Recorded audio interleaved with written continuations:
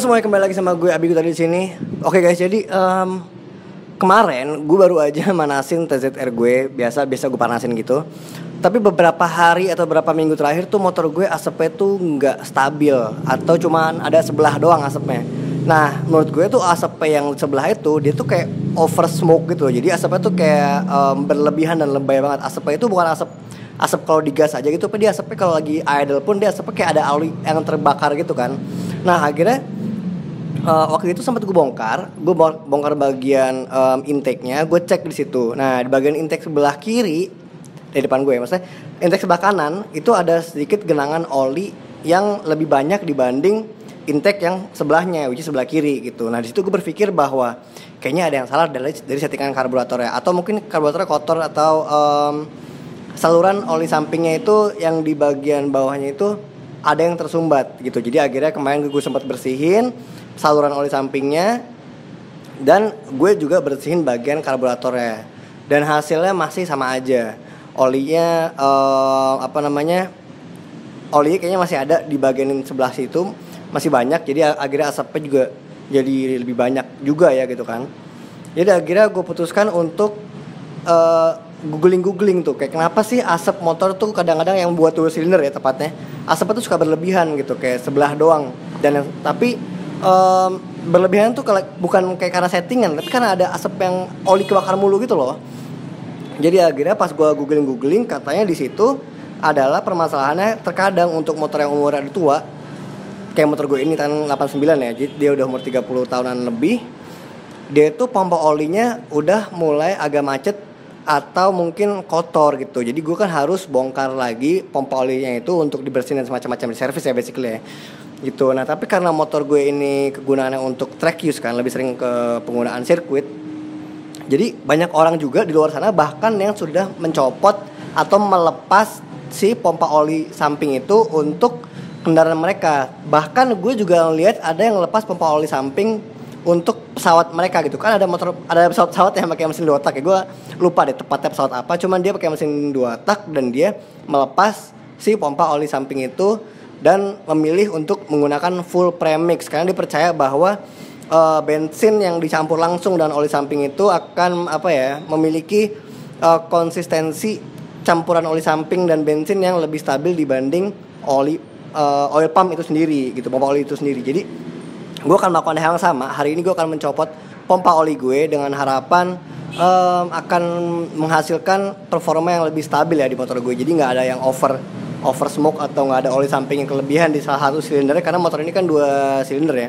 Kalau 1 silinder mungkin akan dampaknya ya udah kekeringan satu atau kebasahan itu aja gitu loh silindernya. Kalau ini kan harus dua-duanya kan harus stabil. Nah, jadi karena gue repot di bagian situnya, jadi akan extra maintenance ya. Dibanding itu gue akan bikin ini motor jadi full premix. Jadi udah nggak ada oli samping yang gue campur lagi. Tadi masih ada, cuma gue gantung tipis doang. Jadi biar dia cuma asal masuk dikit aja gitu loh. Tapi akhirnya gue pikir-pikir ternyata kayaknya kelebihan oli dan akan mengganggu settingan gue berikutnya gitu loh. Jadi gue akan bikin motor gue ini full premix, dan kita lihat bagaimana prosesnya. Gue akan tutup bagian pompa olinya itu, gue lepas dan gue tutup. Dan nanti di bagian intake-nya tuh kalau nggak salah ada saluran oli sampingnya itu akan gue tutup. Tapi sementara kalau belum bisa gue tutup, paling ada kabel, ada selang yang gue gabungin. Soalnya ada orang yang begitu juga. Jadi selangnya tuh digabungin satu sama yang sebelahnya, kanan kirinya itu, sehingga nggak ada saluran lagi atau tidak ada angin yang keluar atau masuk dari si intake itu sendiri. Oke guys, jadi sekarang kita lihat kondisinya, kita bongkar, kita lihat bagaimana gue proses untuk pelepasan si pompa oli samping itu sendiri. Oke guys, mari kita langsung ke mesinnya. Oh iya, buat kalian yang mungkin bertanya-tanya kenapa tangki gue warna hitam, tangki gue ini berbuat dari bahan full karbon, bukan lapis karbon ya. Jadi dia ini gila, speechless gue. Sangat ringan, bobotnya hanya 1,8 kg. Buat kalian yang penasaran sama tangki ini sendiri, kalian bisa tonton video review di sebelah sini. Tangki ini buatan Indonesia, tepatnya dari Gresik. Kalau kalian cari, bisa cari di Instagram @karbongresik. Namanya itu produknya di karbon. Nah, di situ kalian bisa lihat produk-produknya apa aja. Mereka itu membuat karbonnya itu karbon asli, bukan lapis-lapis. Tapi bisa lapis juga kalau buat yang kalian mau. Tapi kalau kalian pengen buat yang karbon asli, bobot tangki ini seperti contohnya dari 4,1 kilo sampai sekarang ini menjadi 1,8 kg. Bukan besi, ini full karbon. Jadi buat kalian yang penasaran langsung aja kepo Instagramnya atau tonton video YouTube gue di sebelah sini buat tahu detailnya. Dan mari kita lanjut videonya. Let's go. Sekarang mari kita bongkar.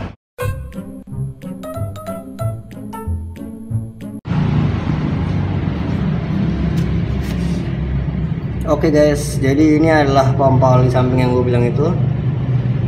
Dia buatan Mikuni, cuma ada baut plus 2 biji di sini sama di sini. Ini emang udah gue sengaja cabut karena emang sebelumnya nggak pernah gue pakai. Jadi oli samping ini tetap gue isi. Jadi dia tuh mensuplai oli samping ke intake dengan dengan supply yang konstan gitu ya. Nah jadi dia tuh walaupun mati ini dia tuh tetap nyalurin dikit banget gitu. Nah kayaknya sih karena mungkin udah umur, jadi namanya juga ini nih oli sampingnya salurannya itu kayaknya udah nggak seimbang. Karena waktu itu gue di sebelah sini pas gue bongkar itu banyak oli sampingnya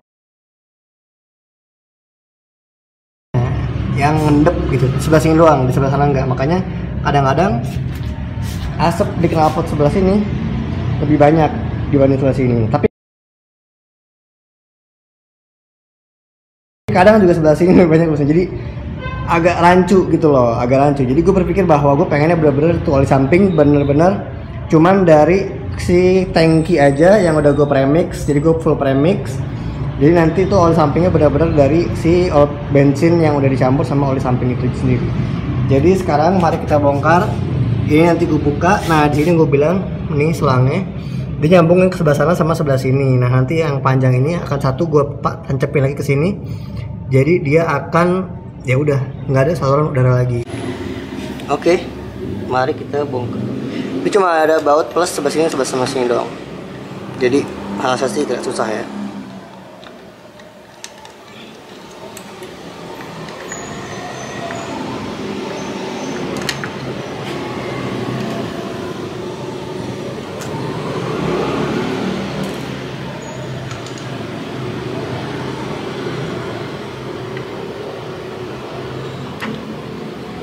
Oke, sudah tercopot. Seperti kita tidak butuhin lagi.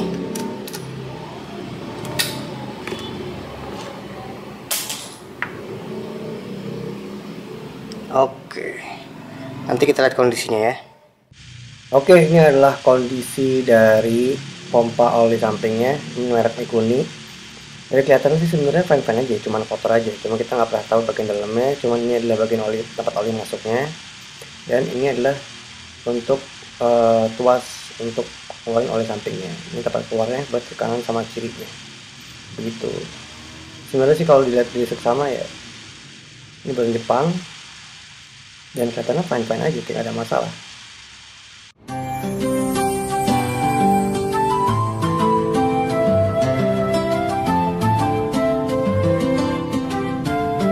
Oke guys, jadi ini adalah alat-alat yang dibutuhkan. Kertas packing, plat aluminium 2 mili, kertas packing yang sudah dipotong dengan sesuai lubang yang kita pengen tutup. Kenapa perlu packing? Karena di situ tadi tempat oli kan, kita nggak mau takutnya ada bocor-bocor yang tidak perlu. Jadi kita packing nanti untuk menutupi tempat yang bekasnya dipakai oleh pompa oli samping. Oke guys, jadi ini cuma ada obeng yang untuk melepas pompa oli sampingnya dan untuk buka fairing. Sesimpel itu, nanti kita lihat prosesnya. Let's go.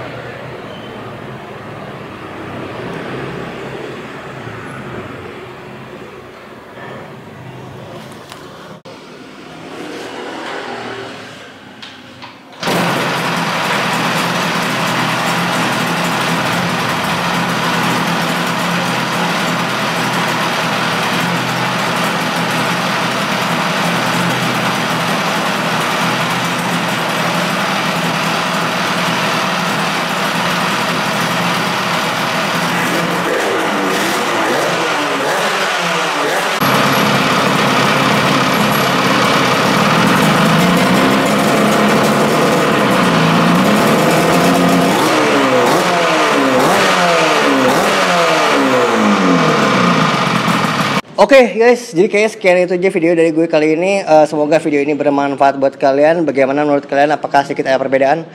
Mungkin kalian belum melihat videonya yang sebelumnya, tapi emang perbedaannya buat gue pribadi ya cukup signifikan. Asapnya lebih stabil. Sekarang mungkin kayaknya yang beda tipis banget, tapi karena mungkin itu masih ada sisanya super dikit kali ya, yang kayak gue bilang itu di intake-nya itu. Tapi sekarang sih menurut gue overall udah jauh banget berbeda.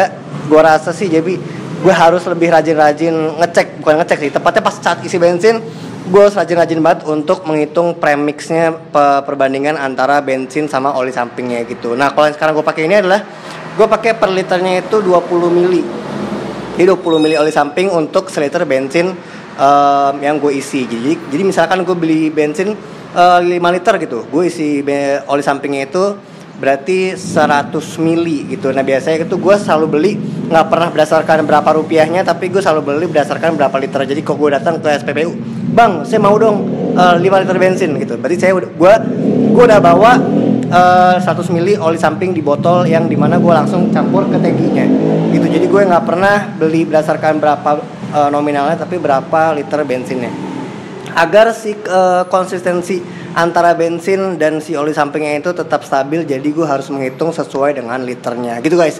Jadi mungkin PR di situ aja. Mungkin bagi kalian mikirnya kayak Vespa ya gitu. Kalau Vespa ya kan gue sering lihat juga emang mereka premix yang menurut gue itu adalah sistem yang menurut gue paling stabil ya untuk motor Dota. Karena buat gue beberapa kasus yang gue sering dengar adalah itu dia tadi pompa olinya suka bermasalah, dan sekarang gue mengalaminya bukan akhirnya, tapi gue sebelumnya udah pernah, cuman di motor 1 silinder ya, yang dimana itu rasanya tuh nggak kelihatan signifikan seperti ini gitu. Kebetulan ini kan 2 silinder, jadi gue bisa ngeliat perbedaan mana oli samping yang masuk, mana oli samping yang enggak gitu. Kalau 1 silinder kita lihat cuman kayak wah ini kayak kekeringan setting karbu ini itu, tapi bisa juga ternyata berpengaruh dari si pompa olinya itu. Oke guys, jadi semoga video ini bermanfaat buat kalian. Buat kalian yang penasaran dari video-video gue sebelumnya, kalian bisa tonton, masuk ke channel gue. Jangan lupa like, share, dan subscribe bagi kalian yang ingin terus ikutin video-video gue yang seterusnya. Oke guys, sampai ketemu di video berikutnya.